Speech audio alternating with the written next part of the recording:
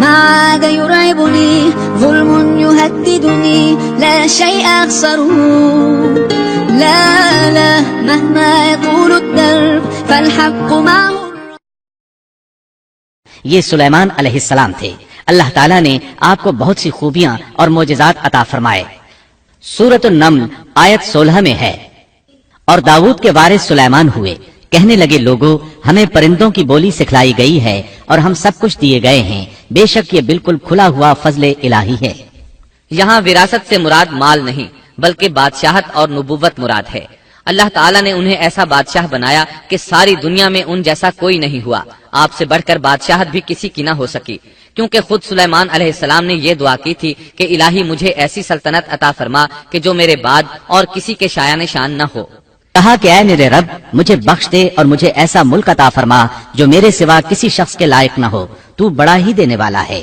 بس ہم نے ہوا کو ان کے ماتحت کر دیا، وہ آپ کے حکم سے جہاں آپ چاہتے نرمی سے پہنچا دیا کرتی تھی، اور طاقتور جنوں کو بھی ان کا ماتحت کر دیا، ہر عمارت بنانے والے کو اور غوطہ خور کو اور دوسرے جنات کو بھی جو زنجیروں میں جکڑے رہتے تھے. جن سلیمان علیہ السلام کے حکم سے بلند و بالا عمارتیں تعمیر کرتے تھے، دریاؤں میں غوطہ لگا کر ان سے ہیرے جواہرات اور موتی وغیرہ نکالتے تھے. دوسرے جو کام عام انسانوں کی طاقت سے زیادہ ہوتے تھے وہ آپ جنوں سے لیا کرتے تھے. جو جن آپ کے حکم سے سرتابی کرتے یا شرارتیں کر کے کام میں رکاوٹ ڈالتے یا دوسروں کو تنگ کرتے تو آپ انہیں زنجیروں میں جکڑ کر قید خانے میں ڈال دیتے. اور یہ آپ پر اللہ کی طرف سے بہت بڑا انعام اور احسان تھا، جیسا کہ اللہ تعالیٰ سورۃ صاد آیت 39 میں فرماتے ہیں، یہ ہے ہمارا عطیہ، اب تو احسان کر یا روک رکھ، کچھ حساب نہیں. اللہ تعالیٰ نے سلیمان علیہ السلام کو ان پر قبضہ اور اختیار دے دیا اور فرمایا اب آپ کی مرضی، آپ انہیں سزا دیں یا درگزر کریں، کسی کو کچھ دیں یا روک لیں، آپ کے لیے سب کچھ جائز ہے. دوسرے مقام پر اللہ تعالیٰ سورہ سبا آیت 12 میں فرماتے ہیں، اور اس کے رب کے حکم سے بعض جنات اس کی ماتحتی میں اس کے سامنے کام کرتے تھے، اور ان میں سے جو بھی ہمارے حکم سے سرکشی کرے ہم اسے بھڑکتی ہوئی آگ کے عذاب کا مزہ چکھائیں گے. اس طرح اللہ تعالیٰ سورہ سبا آیت 13 میں فرماتے ہیں، جو کچھ سلیمان چاہتے جنات وہ تیار کر دیتے، مثلا قلعے، مجسمے اور حوضوں جیسے پیالے اور چولہوں پر جمی ہوئی مضبوط دیگیں. اے آل داود اس کے شکریے میں نیک عمل کرو، میرے بندوں میں سے شکر گزار کم ہی ہیں. یعنی جنات سلیمان علیہ السلام کے حکم کے مطابق بڑے بڑے محل، مساجد، قلعے، مختلف مساجد کے ماڈل یا سینریوں کے ماڈل، بڑے بڑے تھال اور اتنی بڑی دیگیں بناتے تھے جو بوجھل اور نقل و حمل کے قابل نہ ہونے کی وجہ سے کسی خاص مقام پر نصب کر دی جاتی تھیں. اور یہ آپ پر اللہ تعالیٰ کا عظیم احسان تھا. اس کے علاوہ دیگر معجزات سے بھی اللہ تعالیٰ نے آپ کو سرفراز فرمایا تھا، جیسا کہ سورۃ الانبیاء آیت 82 میں اللہ تعالیٰ فرماتے ہیں، اسی طرح بہت سے شیاطین بھی ہم نے اس کے تابع کیے تھے جو اس کے فرمان سے غوطہ لگاتے تھے، اور اس کے سوا بھی بہت سے کام کرتے تھے، ان کے نگہبان ہم ہی تھے. یہ تمام اقتدار اللہ تعالیٰ نے آپ کو عطا کیا تھا. آپ کے معجزات میں سے ایک معجزہ یہ بھی تھا کہ ہوا آپ کے لیے مسخر یعنی مطیع و فرما بردار تھی. اللہ تعالیٰ سورہ صاد آیت 36 میں فرماتے ہیں، بس ہم نے ہوا کو ان کے ماتحت کر دیا، وہ آپ کے حکم سے جہاں آپ چاہتے نرمی سے پہنچا دیا کرتی تھی. اللہ تعالیٰ سورۃ الانبیاء آیت 81 میں فرماتے ہیں، اور ہم نے تیز و تند ہوا کو سلیمان کے تابع کر دیا جو اس کے فرمان کے مطابق اس زمین کی طرف چلتی تھی جہاں ہم نے برکت دے رکھی ہے، اور ہم ہر چیز کا علم رکھنے والے ہیں. اسی طرح اللہ تعالیٰ سورہ سبا آیت 12 میں فرماتے ہیں، اور ہم نے سلیمان کے لیے ہوا کو مسخر کر دیا کہ صبح کی منزل اس کی مہینہ بھر کی ہوتی تھی اور شام کی منزل بھی مہینہ بھر کی ہوتی تھی. دیگر معجزات کی طرح اللہ تعالیٰ نے سلیمان علیہ السلام کو یہ معجزہ بھی عطا فرمایا کہ تیز و تند ہوا کو ان کا تابع فرمان بنا دیا. آپ اس ہوا کو جس طرح کا حکم دیتے وہ حکم کی تعمیل کرتی، اور اس طرح آپ ایک ماہ کا سفر چند گھنٹوں میں طے کر لیا کرتے تھے. داؤد علیہ السلام کو تو اللہ تعالیٰ نے لوہے کی ڈھلائی کا کام سکھایا تھا، جبکہ سلیمان علیہ السلام کو لوہے کی ڈھلائی کے علاوہ تانبے کی ڈھلائی کا فن بھی سکھایا. سورہ سبا آیت 12 میں اللہ تعالیٰ فرماتے ہیں، اور ہم نے اس کے لیے تانبے کا چشمہ بہا دیا. اس چشمے میں پانی کی بجائے تانبا بہتا تھا، آپ اس سے جو چاہتے بنا لیتے. آپ گھوڑوں کو بہت پسند فرماتے تھے، آپ کے پاس بہت سے گھوڑے تھے. اللہ تعالیٰ سورۃ صاد آیت 30 تا 33 میں فرماتے ہیں، اور ہم نے داؤد کو سلیمان عطا فرمایا جو بڑا اچھا بندہ تھا اور بے حد رجوع کرنے والا تھا. جب ان کے سامنے شام کے وقت تیز رو خاصے کے گھوڑے پیش کیے گئے تو کہنے لگے میں نے ان گھوڑوں پر اپنے پروردگار کی یاد کو ترجیح دی یہاں تک کہ آفتاب غروب ہو گیا. ان گھوڑوں کو دوبارہ میرے سامنے لاؤ. پھر تو ان کی پنڈلیوں اور گردنوں پر ہاتھ پھیرنے لگے. گھوڑے 20,000 سے زائد تھے. گھوڑوں کے معائنے میں ان کا روزمرہ کا ذکر رہ گیا. تب انہیں ذکر الہی کا خیال آیا جس پر انہیں سخت صدمہ ہوا اور کہنے لگے کہ میں گھوڑوں کی محبت میں اتنا گم ہو گیا کہ سورج غروب ہو گیا. تو ان گھوڑوں کو دوڑایا کہ وہ نظروں سے اوجھل ہو گئے. پھر انہیں دوبارہ طلب کیا اور پیار محبت سے ان کی پنڈلیوں اور گردنوں پر ہاتھ پھیرنا شروع کر دیا. امام بخاری نے ابو ہریرہ رضی اللہ عنہ سے روایت کی ہے کہ ایک مرتبہ سلیمان علیہ السلام نے ارادہ کیا کہ اس شب میں اپنی بیویوں کے ساتھ ازدواجی فریضہ ادا کروں گا تو میری ہر ایک بیوی سے لڑکا پیدا ہوگا اور وہ میدان جہاد کا مجاہد بنے گا. لیکن اس ارادے کے ساتھ انشاءاللہ کہنا بھول گئے. اللہ تعالیٰ کو جلیل القدر پیغمبر کا یہ طرز پسند نہ آیا. چنانچہ اللہ تعالیٰ نے سلیمان علیہ السلام کے اس دعوے کو اس طرح غلط ثابت کر دیا کہ تمام بیویوں میں سے صرف ایک بیوی کے ہاں مردہ بچہ پیدا ہوا. تب سلیمان علیہ السلام کو احساس ہوا کہ یہ انشاءاللہ نہ کہنے کا نتیجہ ہے. چنانچہ انہوں نے فوری توبہ کی اور انشاءاللہ کہنے کو اپنا معمول بنا لیا. اللہ تعالیٰ نے آپ کو فیصلہ کرنے کی زبردست صلاحیت عطا فرمائی تھی. سورۃ الانبیاء آیت 87 میں ہے. اور داؤد اور سلیمان کو یاد کیجئے جبکہ وہ کھیت کے معاملے میں فیصلہ کر رہے تھے کہ کچھ لوگوں کی بکریاں اس میں چر چگ گئی تھیں اور ان کے فیصلے میں ہم موجود تھے. ہوا یہ کہ 2 آدمی ہمسائے تھے. ان میں جھگڑا ہو گیا. ان میں سے ایک کے پاس کھیت تھا, اس میں اس نے فصل بو رکھی تھی. دوسرے کے پاس کچھ بکریاں تھیں. بکریوں کا چرواہا رات کے وقت دیوار والے دروازے کو بند کر دیتا تھا تاکہ بکریاں نکل کر فصل کو نقصان نہ پہنچائیں. ایک دن وہ دروازہ بند کرنا بھول گیا. بکریاں کھیت میں آ کر چرنے لگیں. فصل خراب ہو گئی. دونوں داؤد علیہ السلام کے پاس آئے, اپنا مقدمہ پیش کیا. داؤد علیہ السلام قاضی بھی تھے. اس وقت سلیمان علیہ السلام کہیں گئے ہوئے تھے. داؤد علیہ السلام مقدمہ سن کر کہنے لگے یہ بکریوں والے کی سستی کا نتیجہ ہے. اس کا حل یہی ہے کہ وہ تیری بکریاں اپنی تحویل میں لے لے. دونوں فریق باہر نکلے تو سلیمان علیہ السلام سے ملاقات ہوئی. انہوں نے تفصیل سن کر فرمایا میرے ساتھ آؤ.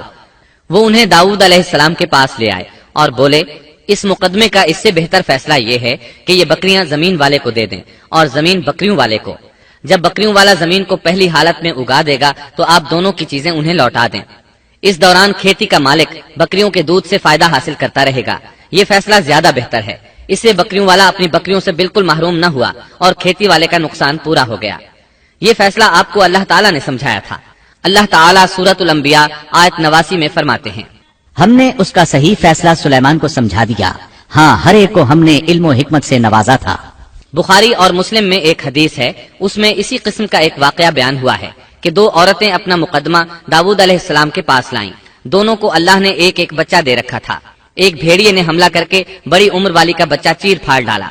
عورت چالاک تھی, اس نے چھوٹی عمر والی کا بچہ چھین لیا کہ یہ میرا بچہ ہے. داؤد علیہ السلام نے دیکھا بچہ بڑی عورت کے پاس ہے تو اس کے حق میں فیصلہ دے دیا. سلیمان علیہ السلام نے داؤد علیہ السلام سے اجازت چاہتے ہوئے کہا کیا میں اس مقدمے کا فیصلہ کر سکتا ہوں؟ انہوں نے اجازت دے دی. سلیمان علیہ السلام نے عورت سے کہا بچہ مجھے دے دو. بچہ ہاتھ میں لے کر انہوں نے تلوار نکالی اور دونوں عورتوں سے فرمایا میں اس کے 2 ٹکڑے کر کے تم دونوں میں برابر برابر تقسیم کرنے لگا ہوں. یہ سن کر بڑی عورت بولی کہ ٹھیک ہے, جبکہ چھوٹی عورت مامتا کی وجہ سے چلا اٹھی کہ آپ اسے زندہ رہنے دیں اور اسے دے دیں. یہ سنتے ہی سلیمان علیہ السلام بول اٹھے تو ہی اس کی ماں ہے جس سے اپنے بچے کے ٹکڑے دیکھنا برداشت نہ ہو سکا. پھر بچہ اسے دے دیا. سلیمان علیہ السلام کا ایک تیسرا واقعہ قرآن میں یوں ہے. سورۃ النمل آیت 17 اور 18 میں ہے اور سلیمان کے سامنے ان کے تمام لشکر جنات, انسان اور پرندوں میں سے جمع کیے گئے. ہر قسم الگ الگ کھڑی کر دی گئی. جب وہ چیونٹیوں کے میدان میں پہنچے تو ایک چیونٹی نے کہا اے چیونٹیوں اپنے اپنے گھروں میں گھس جاؤ, ایسا نہ ہو کہ بے خبری میں سلیمان اور ان کا لشکر تمہیں رونق ڈالے. ان تمام لشکروں کو اکٹھا کیا گیا تھا. اللہ تعالیٰ نے چیونٹی کی یہ بات سلیمان علیہ السلام کو سنوا دی. سورہ نمل آیت 19 میں ہے اس کی اس بات پر سلیمان مسکرا کر ہنس پڑے اور دعا کرنے لگے کہ اے پروردگار تو مجھے توفیق دے کہ میں تیری ان نعمتوں کا شکر بجا لاؤں جو تو نے مجھ پر انعام کی ہیں, اور میں ایسے نیک اعمال کرتا رہوں جن سے تو خوش رہے, اور مجھے اپنی رحمت سے نیک بندوں میں شامل فرما. آپ کا ایک واقعہ ملکہ بلقیس کے ساتھ پیش آیا. سورہ نمل آیت 20 تا 25 میں ہے آپ نے پرندوں کی دیکھ بھال کی اور فرمانے لگے کیا بات ہے کہ ہدہد نظر نہیں آ رہا؟ کیا وہ واقعی غیر حاضر ہے؟ یقیناً میں اسے سخت سزا دوں گا یا اسے ذبح کر ڈالوں گا. یا وہ میرے سامنے کوئی معقول وجہ بیان کرے۔ کچھ زیادہ دیر نہ گزری تھی کہ اس نے آ کر کہا، میں ایک ایسی خبر لایا ہوں کہ آپ کو اس کی خبر ہی نہیں، اور میں سبا کی ایک سچی خبر آپ کے پاس لایا ہوں۔ میں نے دیکھا ہے کہ ان کی بادشاہ ایک عورت ہے جسے ہر قسم کی چیز سے کچھ نہ کچھ دیا گیا ہے، اور اس کا تخت بھی بڑا عظیم ہے۔ میں نے اسے اور اس کی قوم کو اللہ تعالیٰ کو چھوڑ کر سورج کو سجدہ کرتے ہوئے پایا ہے۔ شیطان نے ان کے کام مزین کر کے انہیں دکھلا کر سیدھے راستے سے ہٹا دیا ہے، پس وہ ہدایت پر نہیں آتے کہ اسی اللہ کو سجدہ کریں جو آسمانوں اور زمینوں کی پوشیدہ چیزوں کو باہر نکالتا ہے، اور جو کچھ تم چھپاتے اور ظاہر کرتے ہو وہ سب کچھ جانتا ہے۔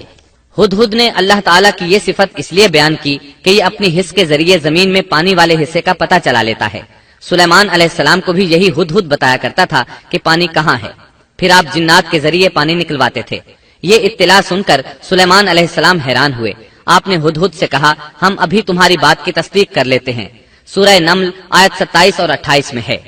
سلیمان نے کہا، اب ہم دیکھیں گے کہ تو نے سچ کہا ہے یا تو جھوٹا ہے۔ میرے اس خط کو لے جا کر انہیں دے دے، پھر ان کے پاس سے ہٹ آ اور دیکھ کہ وہ کیا جواب دیتے ہیں۔ آپ نے ایک خط لکھ کر اسے دیا۔ ہدہد وہ خط لے کر ملکہ بلقیس کے محل پہنچا۔ خط اس کے سامنے گرا کر خود دیوار پر جا بیٹھا۔